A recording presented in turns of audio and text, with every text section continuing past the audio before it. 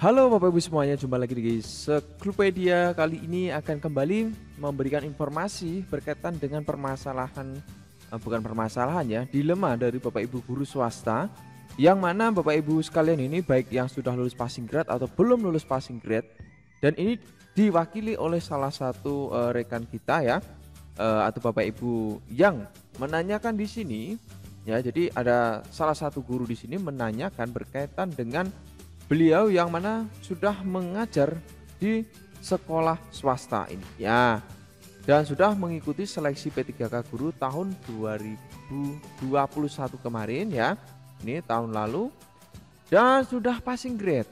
Nah, jadi ini ada guru swasta ya, sudah passing grade dengan P1 pada hal ini, tetapi tidak mengisi formasi karena besar kemungkinan adalah kalah di ranking kemarin sehingga tidak masuk formasi.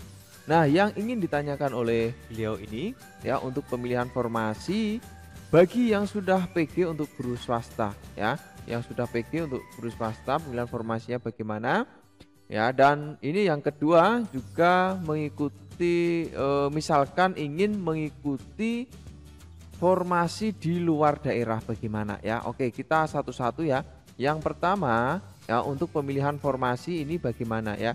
Ini coba kita bedah ya, berdasarkan peraturan yang resmi ada ya untuk pemilihan formasi bagi Bapak Ibu guru swasta. Kita cek baik-baik di sini ya.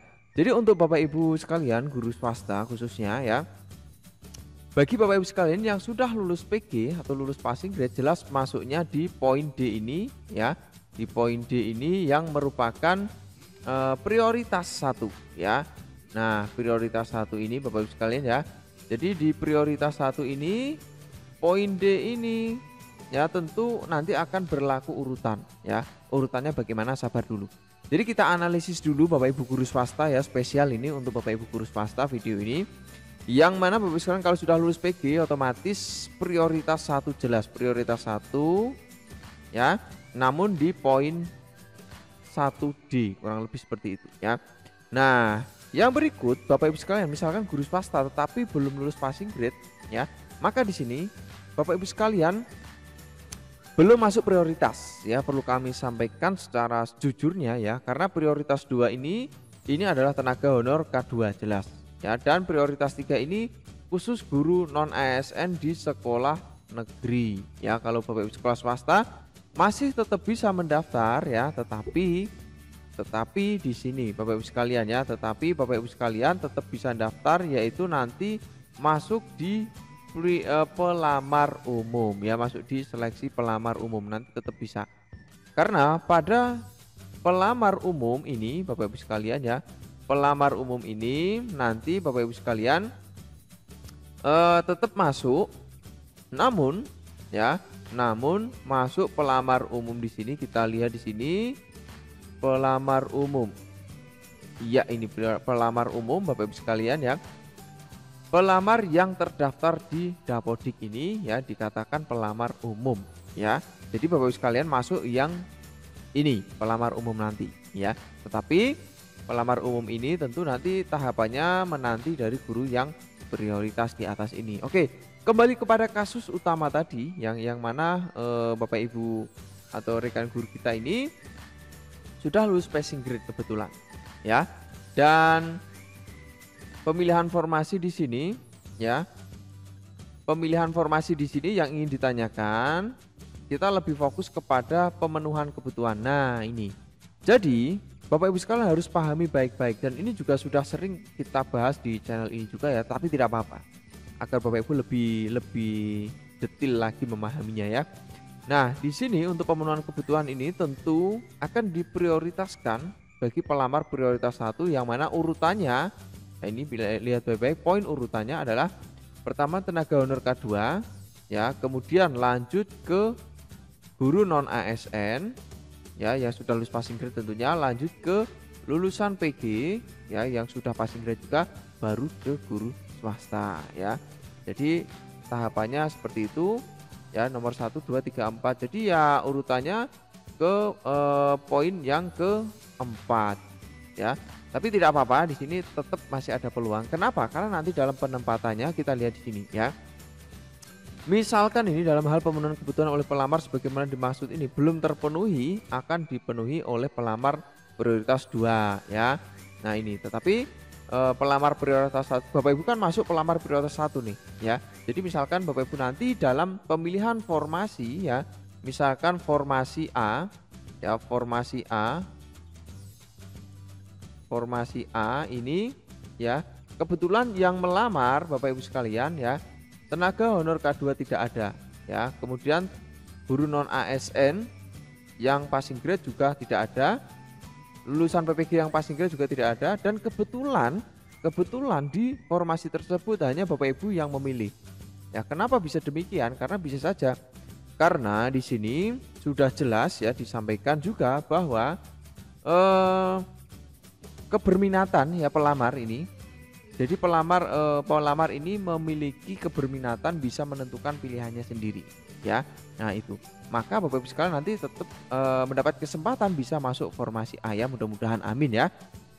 Nah Bapak Ibu sekalian juga perlu diketahui ya, berkaitan dengan pemilihan sekolah ini juga dipengaruhi oleh PPK ini, pejabat pembina kepegawaian ya, keputusan tempat bertugas ini.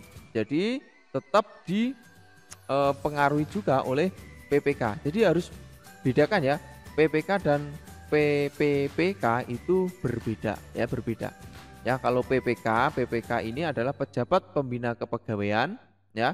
Kalau P3K itu pegawai pemerintah dengan perjanjian kerja tentunya, atau ASN ya. Bagian dari ASN, yang mana ASN ini ada P3K dan juga ada PNS ya, dua jenis ASN ya. Nah, jadi nanti penempatannya berdasarkan rekomendasi dari menteri yang menyelenggarakan urusan pemerintahan, dari Mendikbud ya, kemudian ditentukan oleh PPK. Jadi dari menteri ya atau Mendikbud ya, Mendikbud ini memberi rekomendasi ke Pemda untuk penempatan ya, penempatan guru di sekolah mana ya. Seperti itu kurang lebih. Misalkan dalam pemilihan ini ya, dalam hal tidak tersedia kebutuhan yang sesuai dengan serdik atau kualifikasi akademik ya. Jadi istilahnya itu bingung mencari sekolahnya, atau mungkin tidak terisi formasinya, seperti itu ya. Karena misalkan sekolah prioritas ini sekolahnya tidak ada yang membuka, atau dalam sekolah induknya itu tidak dibuka formasi ya, jalur caranya kurang lebih seperti ini Bapak Ibu sekalian. Nanti akan tetap ada intervensi atau penempatan ya, yang merupakan tugas dari yang ditentukan oleh PPK ini tadi. Dan sekarang yang terkait dengan pertanyaan atau poin kedua berkaitan dengan mendaftar di luar daerah sasaran ini atau di luar daerah Bapak Ibu sekalian, ini kira-kira bisa atau tidak ya, bisa atau tidak. Nah, kita cek di sini Bapak Ibu sekalian ya. Kalau dilihat dari segi pemilihan berdasarkan pasal 33 ini ya. Jadi intinya di sini pelamar prioritas wajib mendaftar pada sekolah tempat bertugas sepanjang tersedia kebutuhan yang sesuai dengan sertifikat pendidik atau kualifikasi akademik. Jadi misalkan Bapak Ibu guru ini ya, guru sekolah induknya ada, sekolah induk ada, maka wajib mendaftar di sini. Nah, kalau ini tidak ada, maka bisa mencari sekolah-sekolah yang lain ya, sekolah-sekolah yang lain. Tetapi kalau kasusnya di luar daerah, memang di sini secara di Permendikbud ini tidak ada yang mengatur demikian.